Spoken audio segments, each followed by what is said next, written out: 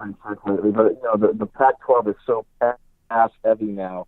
But I think he's still the career leader in yards passing for the Pac-12. I think the record holder. I'm not sure, but he's obviously a quarterback that can sling it, and he was doing that pretty well on Thursday. The difference is a lot of these guys were dropping the football, but you got to give the guy the benefit of the doubt because he's your prototypical quarterback. He's tall. He's got a good arm. He was obviously not first-round talent, but, he's a good quarterback. And the poor guy, he's always up against, he's always playing with second and third stringers. And you never know. If he gets it, I mean, look what Nick Foles did. And you never know. If Sean ever got the opportunity, if something happened with Jared, with the first stringers, well, no matter who's playing quarterback, you got to watch out for Todd Gurley, and then you've got all these other weapons on offense. It doesn't take a lot to get the ball over to Cooks or to Woods or, slant patterns this, slant patterns that, and he's good. I mean, he can throw those kinds of balls, but again, he's just never with the first stringers. So you got to give him the benefit of the doubt. But they've got some other guys. Allen's in there. I think he's going to get some playing time tomorrow, and I think is it Luis Perez that might get some time at some point. I don't know if he's going to get any time next Saturday against the Raiders, but I'm pretty sure that before the preseason is over, you're going to see him play. Yeah, I would sure hope so. I think he definitely deserves a shot. I think it was very eye-opening that he didn't play week 1 because what I saw was the fact that the Rams did not expect Sean Mannion to play that poorly. And I saw legitimate competition for the backup role with, Brandon Allen coming in and playing the entire rest of the game and then splitting, second team reps with Mannion, as reported by, I think it was Turf Show Times. So, right. I think really how I look at it is I think the Rams really need to be open because this is a more talented team than they've had in the past. So on one hand, you can't let a potential Jared Goff injury completely derail this season. But on the other, you have to kind of think, well, this is a talented team, but you might also have to keep 3 quarterbacks on the roster because you want one that has the familiarity of the playbook and everything. And then you might want to add another, whether it be, I wrote an article on, exploring a trade or potentially, signing if he gets cut. Colt McCoy from the Redskins, who had, that experience with Sean McVay. He played a little bit under McVay, and, I look at him as an option because he is a veteran, presence. He is, in my opinion, I think he's a solid or one of the better backups in the NFL, and I don't think he's going to cost that much, as well as the fact I don't think that he's a guaranteed roster spot as good as he's looked in preseason because they traded for Kevin Hogan in the offseason, a young quarterback to kind of groom behind Alex Smith. And then I also think you have RG3, who obviously had the familiarity with Sean McVay, and I think he's looked pretty good. There was a picture Vinny Bonsignor posted, him, laughing alongside Sean McVay during that joint practice.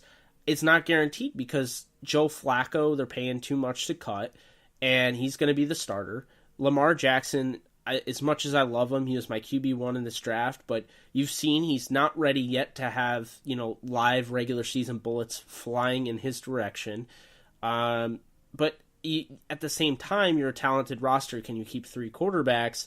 Teams don't really do that as much anymore, so I could see RG3 getting cut. And then my other option, as well as, potential Matt Moore signing, because Matt Moore did play with Zach Taylor, who is now, I believe, the quarterback's coach. But the other option is a friend of the podcast, Kyle Sloter, the young quarterback for the Vikings, who played well against his former team in Denver on last Thursday. But the reason I bring him up, he's an interesting one. It's different. It's total different dynamic between a Colt McCoy, Matt Moore, or an RG3. What you're looking at in Kyle Sloter is somebody that is kind of, you can develop him, and he's got the ability. He's got he's mobile, he's tall, he's accurate. But the thing that you really like is that he gives you the flexibility in case you really like this kid, you develop him, and you put him in McVay's offense, and you see what you like. Maybe you can let a Jared Goff go if the price is too much, and then you have him to build off of, whereas, somebody like RG3 probably isn't a long-term solution in that regard. But, what's your thought on that? I did want to get your thoughts on, those ideas. I think all those things that you suggested are completely an option, but I still think they're going to give Mannion the benefit of the doubt. And, I completely agree. I think RG3 is an option. I think Colt McCoy. As a matter of fact, we were joking around with Les Snead while the team was simulating that halftime, and he was telling us that Ndamukong Suh was still really upset that he wasn't the first pick in the draft the year that the Rams had the first pick and they drafted Sam Bradford. and I said to him, well, my thought back then, because Colt McCoy was coming out, he was part of that draft as well. And I said the Rams, at that point way back when, I thought the Rams should have drafted Ndamukong Suh first overall and then gone after Colt McCoy later in the second round, only because Sam Bradford, he was already banged up and a liability based on health. And that offensive line the Rams had was just terrible, and there's no way that you're gonna keep a banged-up quarterback that, hasn't even taken a snap in the NFL, and you're going to put him behind that offensive line, and he's going to get even banged up, a little bit more. And basically that's what happened, but, hindsight's 20/20. But, I thought the same thing, what I was told. Yeah, well, but the thing is this, when Bradford's a franchise quarterback, and he still gets jobs because he's a magnificent quarterback, unfortunately for him. He's like Joe Namath before Joe Namath went into the league, and Joe Namath basically was banged up before he went into the league. But, when you have a franchise quarterback and you have the number one pick, you got to go after him, and that's what they did. But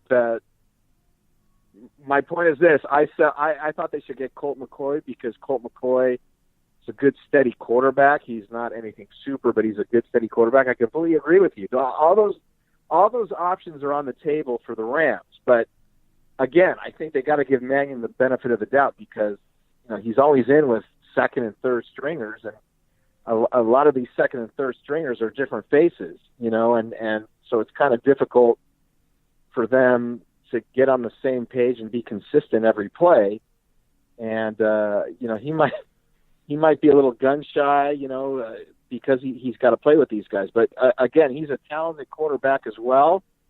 And before any of those other options come into play, I think they're going to give him the benefit of the doubt. It'll be interesting to see what he does tomorrow because I know the starters will not be playing, and Sean's going to start the game, I'm pretty sure. And then I know Brad Allen's going to get a lot of snaps. And who knows, maybe Luis Perez will get in, but I think it's more either next week or the fourth preseason game for him. But, again, all those names that you mentioned are definitely options, and they're on the table. It just depends on what happens tomorrow. Yeah, I totally agree with that. And I think people will disagree, and I understand that, but I do think, like you said, it is fair to give Sean Mannion the benefit of the doubt. Obviously, you have your little annoyed, during the game watching it, like, come on, why can't this guy move the ball? And then, Brandon Allen comes in and they move the ball a little bit. It is important to remember, like you said, he did have a bunch of second teamers around him, and the Ravens had their full starters. I mean, the full starters. You had Terrell Suggs rushing on the right side. You have Matthew Judon rushing on the left side. Brandon Williams in the trenches. And I think it was the majority of that first quarter, I think. So for the Baltimore Ravens. But see, here's the thing. Here's another that we kind of talked about as well. I was speaking with someone else, and we were talking about all this preseason stuff. And the preseason is really good for all these guys that are trying to get a spot on the team. Now, as far as starters, the Ravens started all their, they started Flacco and all their starters last week, but the Rams sat everybody because during those scrimmages against the Ravens earlier in the week, apparently the starters all performed so well, why even play them? So this is completely going into left field, but we were talking about preseason and how, you're overcharged to go. If you're a fan, you've got to pay regular season prices to go see these exhibition games. Which they really need to change. Yeah, they need to take care of that, because what they should actually do is they should just have all these scrimmages like that during the week. And maybe, last year when the Chargers first made it up here, they scrimmaged against the Rams at StubHub Center, so they opened the stands up. I don't know if they might have even charged $10 to get in, but I mean that's fair. They had a nice crowd in there, and that's what they should start doing. The NFL should think about doing things like that instead of charging over $100 for a preseason game when majority of the time you're not going to see any of the cover's the same, but what the story has inside of the cover is completely different than what the story actually is. So that's one that's something we were talking about yesterday, but that's completely in left field, and that's a conversation for another podcast, I would assume. But yeah, it's you got to give Mannion the benefit of the doubt at this point. But if he performs poorly and he makes bad decisions, then he can be in a world of trouble tomorrow after this preseason game. If it's obvious he's the one making the bad decisions and making bad plays. But, again, they're giving him the benefit of the doubt because, he's a talented player. They spent a third-round draft pick on him. So, that at this point, that's a sneak guy right there. So, they're going to give him every opportunity. Yeah, it's funny because they also drafted Garrett Gilbert, the sixth-round pick out of SMU. Sure. And he's actually playing well for the Panthers. And he's got a Super Bowl ring with the Patriots. But it's funny because he got, no opportunity whatsoever, and I was not a fan of the pick at all. Wasn't really a fan of him. But, I mean, dude got no chance to even do anything. Well, sometimes it's just a numbers game, and people slip through the cracks. I mean, look at Kurt Warner. He was on Green Bay's roster, but who did they have? They had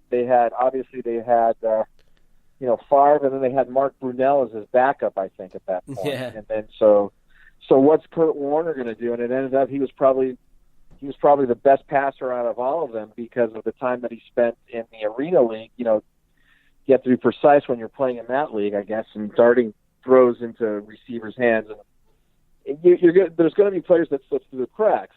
That's just the way it is. You can't, it's not an exact science, and there's so many players. At some point, you're going to say to yourself, well, these are my guys, and this is who I trust, and someone's going to slip through the cracks, and that's just the way it is.